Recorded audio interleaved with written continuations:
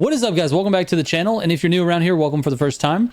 Today I'm continuing my Get Faster series, and this is specifically tailored for beginners of the game or people who just really want to improve. Basically, if you feel like you have room to grow, this series is for you. Now in this video, we're going to go over some settings. Now this is going to be some general settings, some difficulty settings, and then I'm going to touch on some steering settings to help you get a little bit better control of your car. All right, let's go.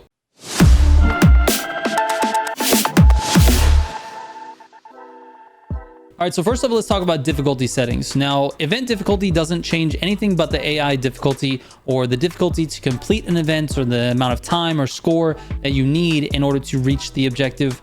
That's it. That's all it changes. It doesn't help you in the summits. It doesn't change anything in the summits.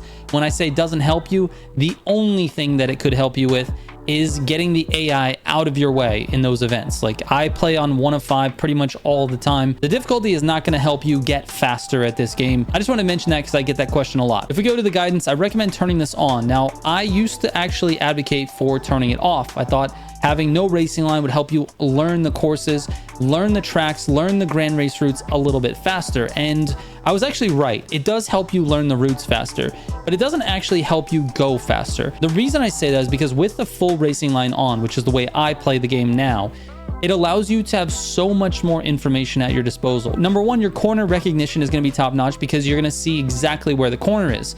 Your braking zones will be defined for you. You know exactly where to brake. And some of you might be thinking, oh, this is kind of cheap and cheesy and whatever. Like, who cares? The point is to go fast, right? So you're going to use all of the tools at your disposal, and this is one of them. Now, one of the things it really helps you with the racing line is identifying where the gutter is, where the corner is, where you need to brake, and how fast you need to be going to enter the gutter. Specifically with gutter turns, this is a very, very important tool. It helps me every single time I approach a gutter. I'm looking for that red line, which is the cue to brake, to turn into an orange line, and then I know that I'm going right about the right speed to enter the gutter. Now, I think you can actually enter it a little bit faster, like a little bit into the red, not quite orange. And the reason I say that is because I'm not the most high-skilled player. I have a lot of improvement to do on the gutters as well, but I've seen multiple clips from some of the best racers in the game, and they can enter those gutters with a lot more speed.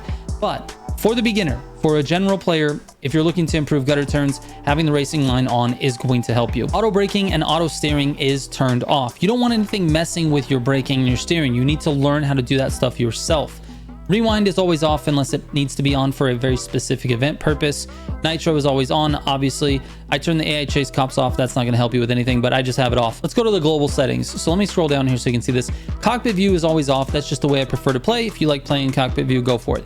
ABS on, traction control all the way on comfort, ESP completely off.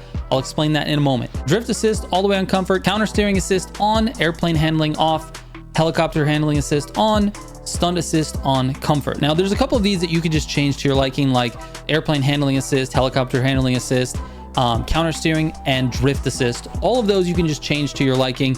The reason I play with counter steering assist on and drift assist on, because the game actually will drift for you. Now, it's not exactly that, but when you get into like some scenarios where like your car is drifting and you kind of feel like you're a little bit out of control, the game will actually counter steer for you so that it sort of minimizes the amount of drifting that you're doing even before you can react. And it's not every single time that it's helpful, but I've never run into a scenario where it's been a detriment to me.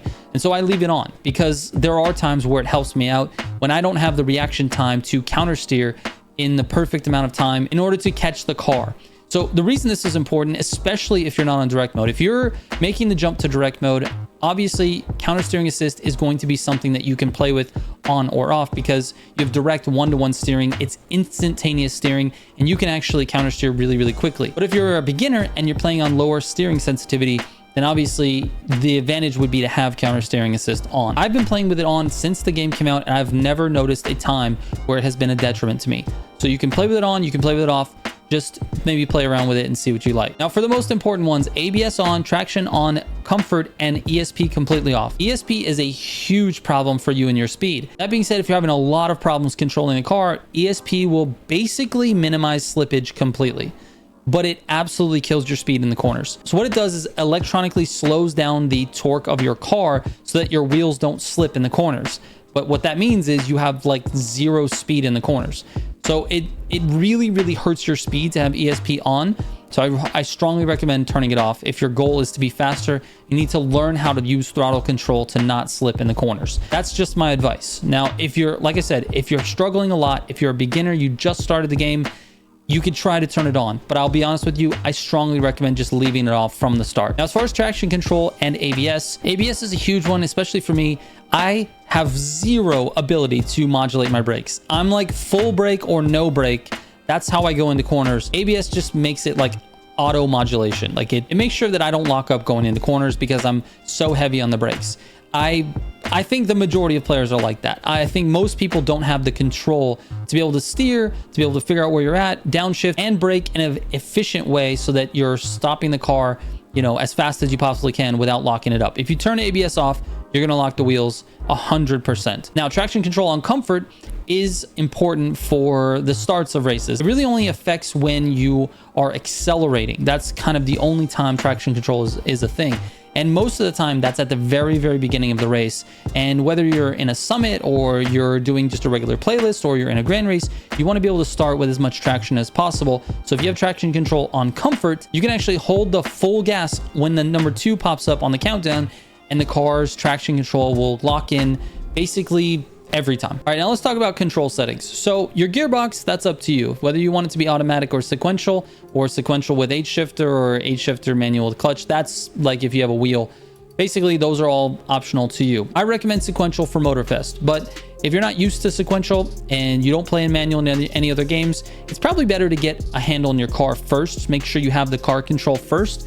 So play on automatic or whatever's comfortable for you. Now let's talk about the most important settings. The most of this stuff is default. The most important settings to look at are left stick and right stick dead zone in the general category, and then your steering settings down here in the steering category.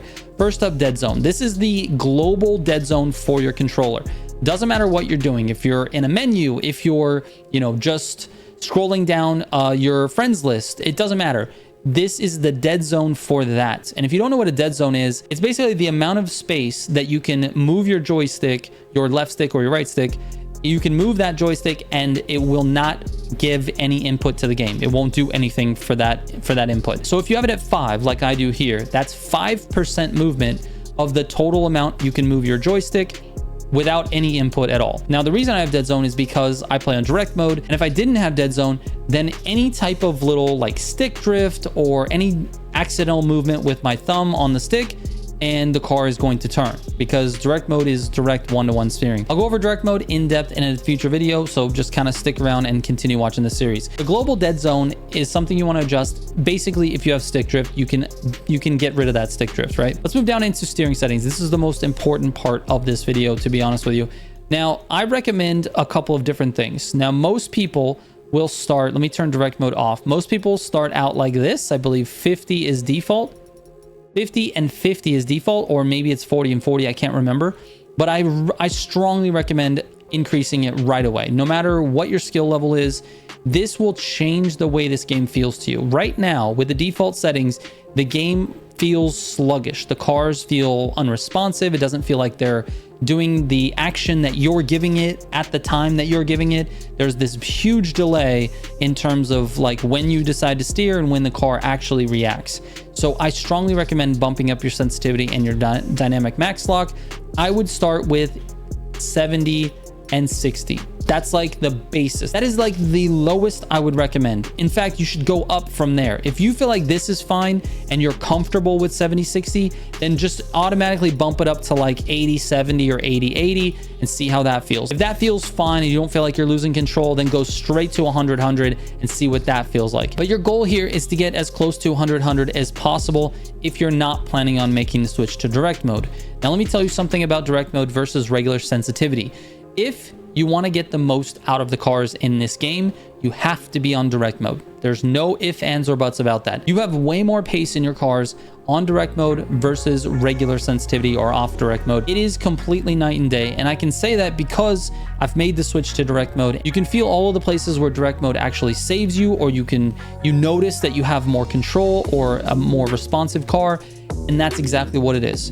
Basically, direct mode unlocks that artificial skill ceiling, and if you only play on regular settings, you can be fast. Don't get me wrong, you can be fast on regular settings, but you will always have an artificial ceiling capped on your skill or your ability, your pace in this game. Direct mode is the only way to have an uncapped potential when it comes to this game. So if that's your goal, if you're going to stick with the game, you may be a casual, you may not want to do this. You may only want to have steering sensitivity settings that are set to 70-60, and that is okay. But if you want more from your driving and you want to be faster, then you need to start increasing these settings. I would go with one notch above wherever is comfortable for you. If you're comfortable with it, move it up. And if you're comfortable there, move it up again. Just get yourself as close to direct mode as possible. And then, like I said, if you want to perfect your craft, get into direct mode as soon as you can. All right, now let's talk about linearity. So linearity is something that I don't think most people understand. It's maybe one of the most important settings outside of, the direct mode, steering sensitivity, max lock. Outside of that, if you're going with something that's slightly uncomfortable for you, which is what I recommend, then adjust your linearity a little bit. Here's a basic breakdown of what linearity does. If you notice the curves here on the right, you can use your left stick while on this menu. As the graph climbs up vertically, that's how much steering you're giving to your car. So the higher it goes, the more turning your car is going to do. I'm trying to make this as easy as possible, but I feel like I'm sounding like an idiot. Anyways, the higher the graph goes, the more steering you're giving to your car. Look at how far you have to press it before it gets to even just halfway up. That's about halfway right there. But notice I've steered at least 65% of the way, right? So this would be 100%. This is 0%, 65% of the way. And now we're at about half of the steering, right? So half of the steering should be 50%. And it would be 50% if you have this set to 50, okay? 50% is 50. You got it right there. 50% steering equals 50% turning. Changing the linearity to 100 or anywhere in the upward direction makes the curve softer at the beginning and more steep towards the end, which actually goes really well for racing games specifically, because you want to be able to make micro adjustments like this with your car without making too many errors. This is a much more forgiving way to play this game, okay? If you're on direct mode, I do recommend 100 linearity if direct mode feels a little funky. You can bring that down if you want it a little bit more sharp, a little bit more responsive, but for me personally, I use it on 100. Now this also matters for people who are not on direct mode, which is going to be the vast majority of you guys. If your steering sensitivity settings are like slightly uncomfortable, which is where I'm pushing you to be, then go ahead and adjust your linearity to be closer to 100 so that you have a little bit more room for error here at the beginning of your steering curve. Now you can do the same thing for your throttle as well. I actually leave my throttle at 50. I've got 10% dead zone because I like to rest my middle finger on the trigger and I don't want to be giving throttle when I'm not intending to. So it's just a sort of a me thing. This is very personal to me. You could go with a 0 dead zone, no problem. For the highest, this is basically how far do you have to pull the trigger to get 100% throttle. I have the highest at 80, which means 80% of my trigger pull means 100% of throttle. For the brakes, you can do the same exact situation. Linearity is 50, 5 for the dead zone. Again, I rest my finger on that trigger and I don't want to be braking when I don't intend to. Highest is at 100. I usually don't ever not do full braking. Like I said, my braking is pretty atrocious, and so I'm always doing full braking when I go into corners. So I have it at 100. Now we could probably spend all day looking at the pro settings for each vehicles, talking about different tuning and how this works, but I've already got a video on that, so I'll link that in the description as well. If you're looking for settings specifically for tuning cars, in that video, I give you everything that I know about tuning cars in this game and how to make that experience a little bit more personal. But that is it for this one, guys. The next video that I've got lined up for this series is going to be car control. And if you didn't catch my first video and you're a brand new player to the game, I strongly recommend going back and taking a look at that. That's where I go over the TCM basics, the Motorfest basics, the foundation of the game, what is important, what is really important to focus on. So again, I'll have that linked in the description as well. Anyways, thank you guys so much for watching. I really hope this helps. And remember, you can always DM me if you have questions. If you're looking for tips and tricks on how to get faster, you've found the right channel because I'm accessible to everyone. You can send me a DM on Instagram or Discord. All that stuff's linked in the description, and I answer every single message. Might not be like right away when you send it, but I do get back to you. All right, thank you guys so much for watching. Appreciate it. I'll catch you on the next one. Trigger out.